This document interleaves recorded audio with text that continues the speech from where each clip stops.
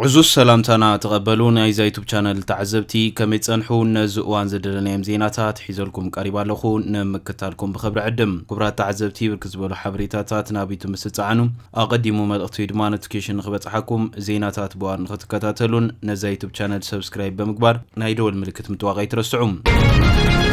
أبال كونغرس مينيسوتا إلهان عمر بزي تفلت فساسي كمز تتقع تحبيرهم أبال كونغرس مينيسوتا إلهان عمر بسولو سابع دراش من محدار كتما مدرة الناس معت كلام بحدا من اسي انتاينتو بزي تفلت فساسي مدقعت كمز تفلت ما تقاليت لهم اتي اما خل تعزب تزنبر من اسي سرينغا تتقيمهم نتفساسي نابا كمز نتقو بوليس كتما مينيا بوليس افليتو يركبالهم إلهام عمر دحر فتسامة زخونا قدات كي بتصحى مدرة كتكتسلن كلام اتمت كعتي زفتصم منسي بقصبت اب تحت قيداتي لهم بوليس ون انتاينت نايت فساسي نمفلات كابتو بوتام كمسو كمزو وسدون افليت لهم جاكلين غوسلين زتبهلم اب تاخيبا زتساتفو الكسب بزعباتين إلهان عمر بفساس زتقع منسي بزملكت اب زهابو قال حدا كابتوم حاجزتا تمثيلو قال كهبا زدي بيو مسيلون نيركب القاليت لهم إلهان دي حيرام اب اكساب زوصاتو مغلص دما دحاني انا كاموت زوصا خسل زخونكو ازان اشتنا عبيم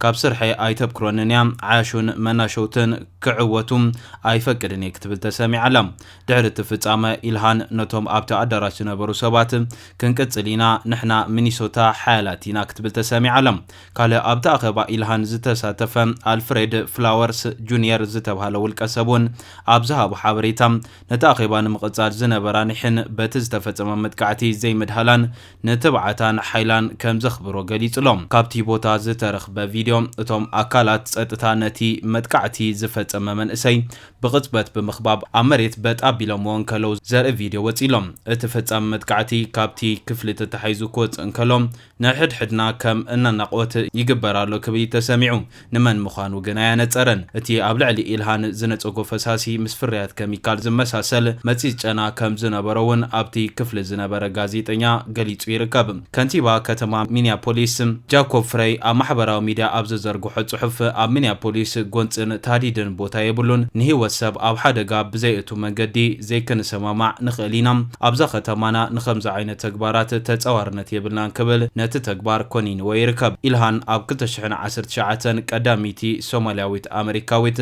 قداميتي افريكا زتولدت امريكاويت كمخام حنت كابتن كلتم تكتلت امنت اسلمنا ابالات كونغرس امريكا زخونتيام إلهان اب ادراش ممحدار كتما بزح غزي تمساسل اخيباتات اكايدا كونت خونت ابتنايت مال اخيباون استات ميت زخونو تساتفت نيرموم ابتا اخيباخا بزعباتي بسبب مز فيدرال ايميغريشن ابتا ختما بلعل سدتنياتات زغبر زلو غفان بزعباتي ابز حلف سومن بسبب مزي زتقتل امريكاون ابز ملكات كاب تساتفتي نزغرب حطوتات نمملاسيام نتاخيبا وديباتو صنيحم ام مجمرتا طري سبب مزي ايميغريشن نحنتي رينغود زتبحالت امريكاويت بطيت قتلوا انكلوم ابز حلف سومنون حدا أليكس بريتي زتبحالا امريكاوي ابالات حلوا دو ابيلوم بطيت قتيلمويم ازخلو تدماميرو كبيد حزباو تقاوم دمام على عيل يركب إلهان ابتي ادراش ممحدار كتما تقبرو زنبرت اخيبا ايسم فصيمو كعصون صحف كفلي وشتاو غدايات كريس ناومي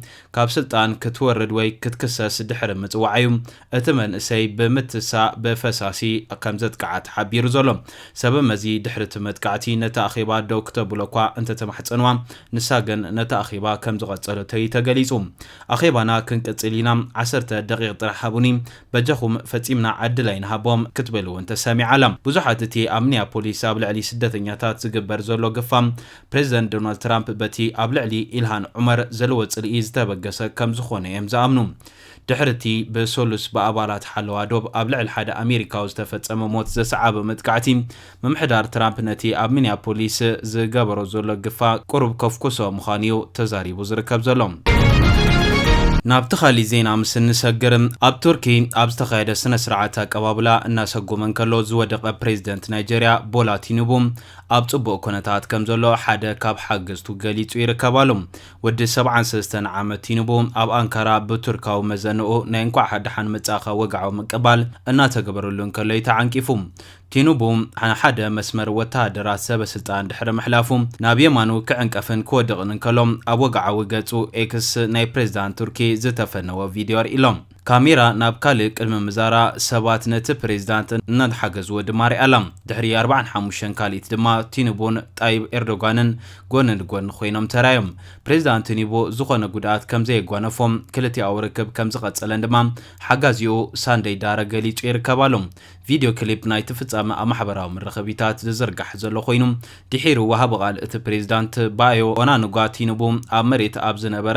ሓጺን ድሕሪ ምርጋጹ ሚዛኑ ከም ዝሰሓተ ይገሊጹ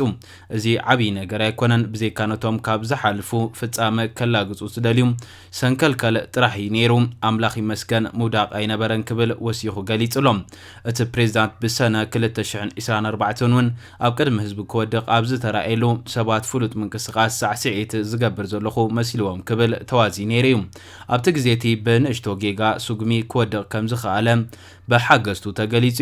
ቲኑቡ ካብ መራሒ ተቃዋሚ ፖለቲከኛ ኣቲኩ አቡበከር ከይተረፈ ምድንጋጽ ረኺቡ ዝሕዝን ፍጻመ ክብል ተዛሪቡ ካልእ ፖለቲከኛ ሸሁ ሳኒ እቲ ፕሬዝዳንት ሰብ ምዃኑ ካብ ማንም ዝፍለም ከም ዘይኮነ ዘርኢ ኢሉ ሳንደይ ዳረ ነዚ ስክፍታታት ዝፈጠረ ሓድሽ ፍጻመ ንምትህድዳ ፕሬዝዳንት ቲኑቡ ኣብ ጽቡቕ ኩነታት እዩ ዘሎ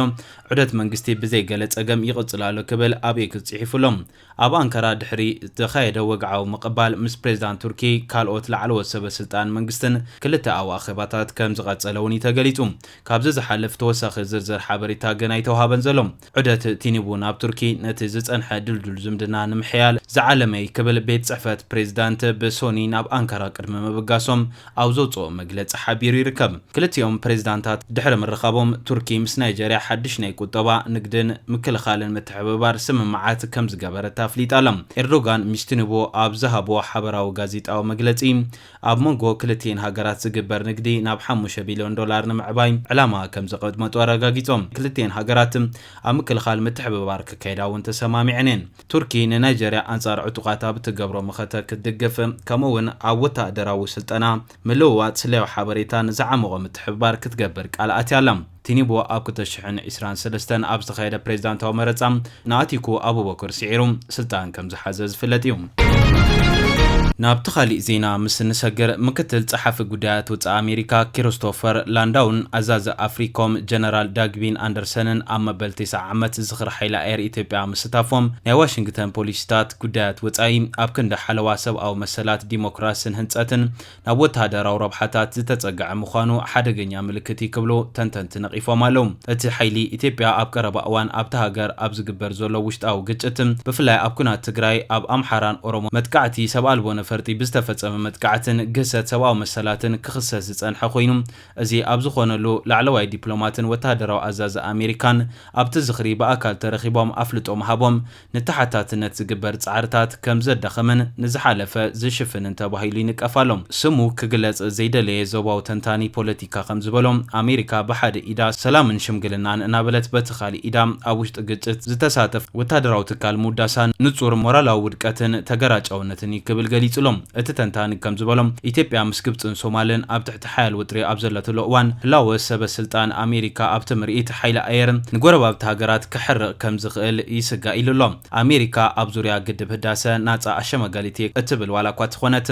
እዚ ተግባር እዚ ግን ነቲ ናብ ኢትዮጵያ ዝነበረ ሚዛን ዘግድል ይመስል እዚ ድማ ንግብፅን ሶማልን ናብ ሕቑፊ ካልኦት ልዕለ ሓያላን ሃገራት ክደፍእ ይኽእል ይብል ካልኦት ወሃብቲ ርእይቶ ከም ዝብልዎ ድማ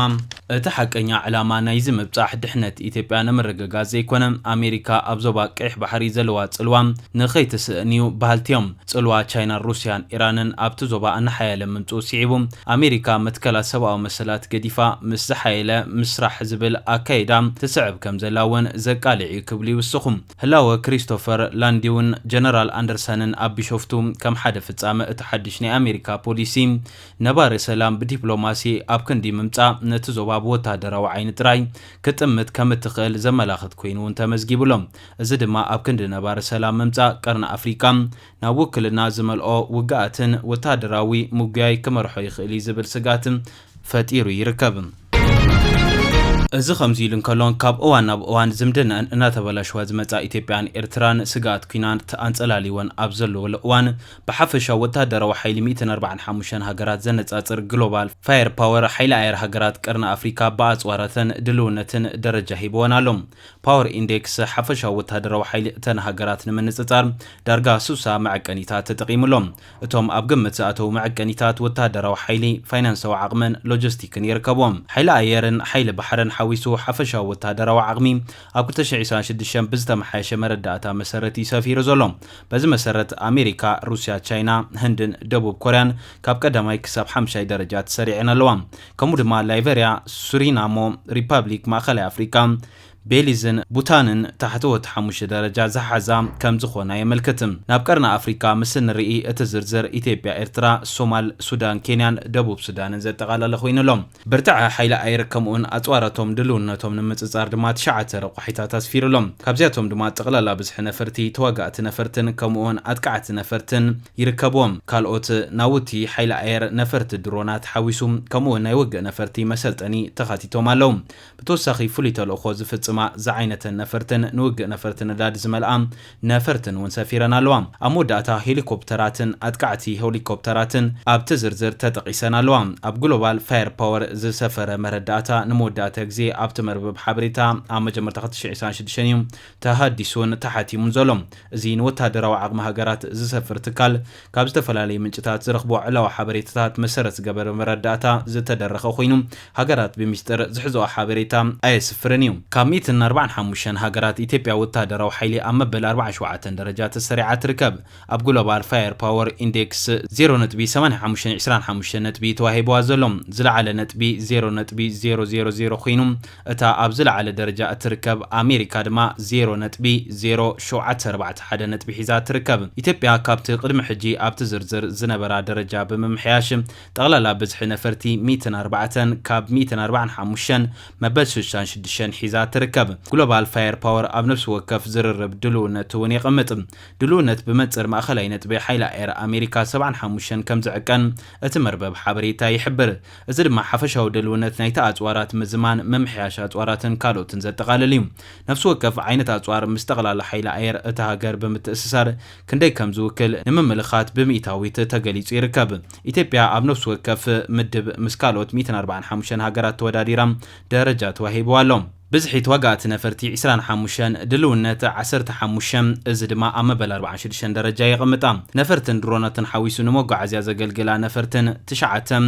ድልውነት 5 እዚ ድማ ኣብ መበል 42 ደረጃ ይቕምጣ። ኣሰልጠንቲ ተዋጋእቲ ነፈርቲ 34 ድልውነት 20 እዚ ድማ ኣብ መበል 48 ደረጃ ይቕምጣ። ብዝሒ ሄሊኮፕተራት 33 ድልውነት 20 በዚ ድማ ኣብ መበል 67 ደረጃ ተሰራዕ። መጥቃዕቲ ዝፍጽማ ሄሊኮፕተራት 7 ድልውነት 4 እዚ ድማ ኣብ መበል 68 ደረጃ ይሰርዓም። ኣጥቃዕቲ ዓይነትን ፍሉይ ተልእኾ ዝፍጽማ ነፈርቲ ከምኡውን ነዳዲ ዘመላልሳ ነፈርቲ የብላን ክብል ድማ እቲ መረዳእታ ይሕብር። ኤርትራ ብወገና ብወታደራዊ ሓይሊ ካብ 145 ሃገራት ኣብ መበል 119 ደረጃ ተሰሪዓ ትርከብ። ኣብ ፓወር ኢንዴክስ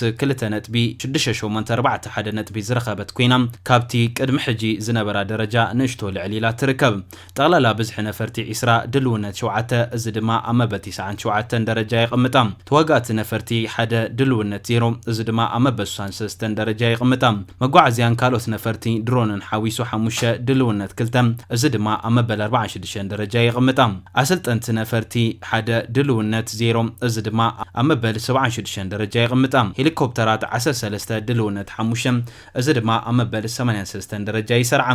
ኣጥቃዕቲ ሄሊኮፕተራት 6 ድልውነት 2 በዚ ድማ ኣብ መበል 39 ደረጃ ትስራዕ። ኣጥቃዕቲ ዓይነት ነፈርቲ ፍሉይ ተልእኾ ዝፍጽማ ነፈርቲ ከምኡ ነዳዲ ዘመላልሳ ነፈርቲ ከም ዘይብላ እውን እቲ መረዳእታ ይገልጽ። እምበኣር ከስ ክቡራት ተዓዘብቲ ነዚ እዋን ዘደናይ ሓበሬታ ዝመስል ነይሩ። ብኻሊእ ዜና እስካዕ ንራኸብ። ሰላም።